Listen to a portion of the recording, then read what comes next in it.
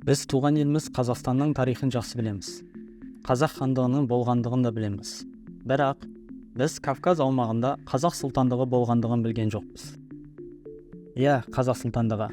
Аталмыш сұлтандық қазіргі Армения, Грузия және Әзербайжан аумақтарында 1747-1801 жылдары Қарабақ бейлербектігінің құрамында, кейінірек Кахетин патшалығының құрамында өмір сүрген.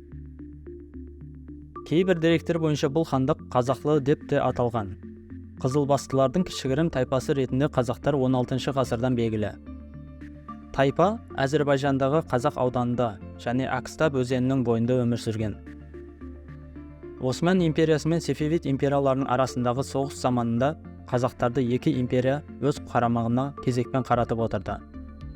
Ресей империясы құрамына Картлик Кахетия патшалығымен бірге Қазақ сұлтанаты 1801 жылы 12 қыркүйектегі Александр I-нің манифесі бойынша қосылды.